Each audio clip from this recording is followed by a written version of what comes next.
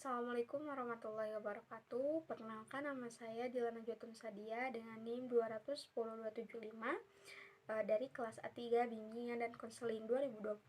Di sini saya akan memaparkan tugas akhir pada mata kuliah Bimbingan Konseling Budaya Sunda mengenai materi kebikaan, yaitu yang berjudul Etika Berkomunikasi dalam Pembelajaran Daring. Nah, belajar dari rumah berarti waktu belajar berkurang, tidak ada komunikasi secara langsung dengan guru.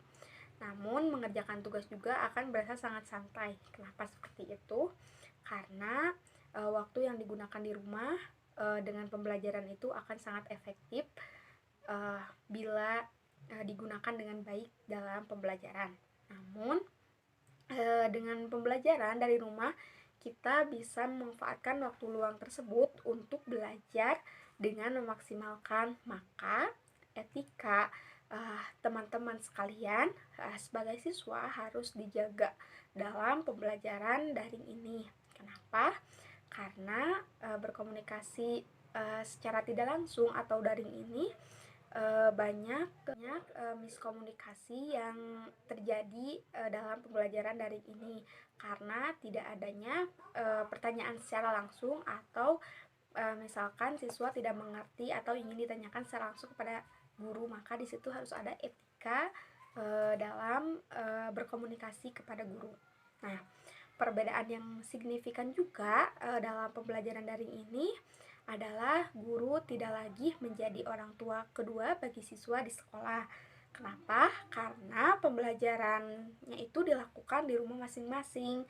Jadi pembelajaran dilakukan di rumah masing-masing dengan pendamping masing-masing siswa. Bisa juga didampingi oleh orang tua maupun oleh penjaga siswa di rumah. Maka dari itu, 80% proses pembelajaran dilakukan bersama orang tua atau pendamping di rumah.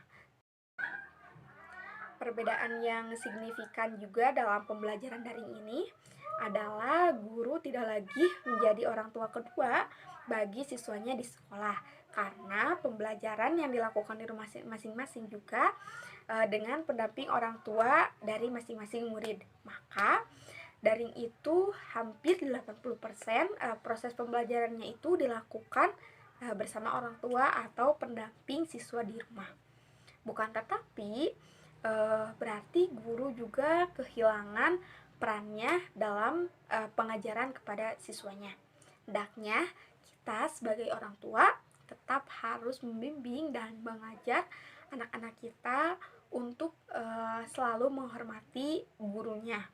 Setidaknya kita memberikan pengarahan kepada anak-anak untuk sopan santun dan beretika dalam proses pembelajaran daring di rumah atau pembelajaran yang dilakukan di rumah. Pembelajaran itu juga bisa dilakukan oleh guru dengan menggunakan teknologi pada saat ini. Bisa menggunakan Zoom, di mana semua siswa juga bisa saling melihat teman-temannya di layar yang mereka gunakan, bisa menggunakan laptop atau bisa menggunakan handphone. Nah, belajar daring juga menjadikan guru dan siswa itu harus berhubungan atau berkomunikasi secara online. Jadi dia bisa menggunakan teknologi yang tadi telah Ibu sampaikan. Nah, antara lain bisa juga menggunakan WA atau setting telepon. Itu juga merupakan salah satu penentu bagi siswa pada saat ini untuk berkomunikasi secara tidak langsung atau daring dengan gurunya. Nah, apa sih tata tertib yang harus kita jaga dalam berkomunikasi online atau berkomunikasi tidak langsung dengan guru kita di handphone, bisa melalui WhatsApp atau melalui sambungan telepon? Yang pertama yaitu menjaga sopan santun dalam chatting. Jangan lupa ya, harus disertai dengan salam dan perkenalan diri agar guru tersebut mengetahui bahwa yang mengechat atau yang ingin bertanya itu siswa yang bernama A atau siswa yang bernama B. Nah, sesudah kita melakukan salam dengan perkenalan diri, kita juga harus menyampaikan tujuan kita bertanya kepada guru dengan kata-kata yang sopan santun, dengan kata-kata yang dapat guru mengerti agar ia juga bisa memahami apa yang kalian tanyakan kepada guru tersebut. Nah, yang kedua juga, dalam tata tertib berkomunikasi di pembelajaran daring juga ada membaca info di grup kelas. Kenapa seperti itu? Harus membaca info yang baik dan benar serta jelas di grup kelas itu akan mempengaruhi pembelajaran kita berikutnya. Berikutnya itu misalkan buat hari esok. Berikutnya itu misalkan buat nanti jam sekian yang akan kita belajar dengan guru tersebut. Karena info yang seringkali guru sampaikan atau share di grup kelas itu yaitu berhubungan dengan pembelajaran yang akan kita lakukan, yang akan kita laksanakan. Nah, harus cermat dan juga teliti dalam info tersebut, apalagi infonya itu berhubungan dengan tugas-tugas, pemberian tugas atau dengan informasi terkait pembelajaran. Nah, yang ketiga yaitu menghubungi ketua kelas. Menghubungi ketua kelas juga sangat penting loh, karena dengan menghubungi ketua kelas kita akan mengetahui informasi yang mungkin kita tidak atau kurang mengerti atau kurang tahu apa sih kenapa gini informasi dari guru tersebut aku tuh belum ngerti. Nah, itu bisa didiskusikan dengan menghubungi ketua kelas. Nah, yang keempat ada berkomentarlah dengan baik.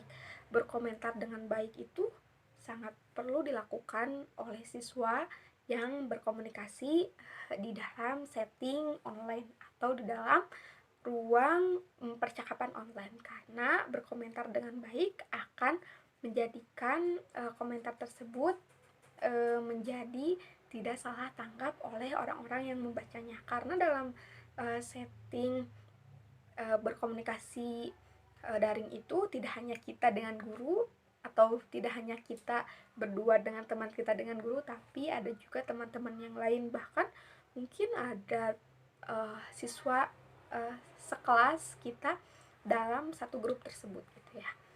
Yang terakhir adalah tanyakan jika ada hal yang kurang jelas. Nah, hal yang kurang jelas tersebut harus kita tanyakan, harus kita konfirmasi kepada yang bersangkutan. Misalkan kita tidak bisa menanyakan ini kepada guru tersebut karena mungkin kita canggung atau mungkin ada perasaan malu atau bagaimana ya. Nah, kita bisa bertanya atau berkomunikasi menghubungi ketua kelas atau teman-teman yang sudah mengerti tentang hal yang ingin kita tanyakan. Segitu yang dapat saya paparkan dalam materi kebikaan etika berkomunikasi dalam pembelajaran daring. Sekian dari saya. Wassalamualaikum warahmatullahi wabarakatuh. Semoga bermanfaat.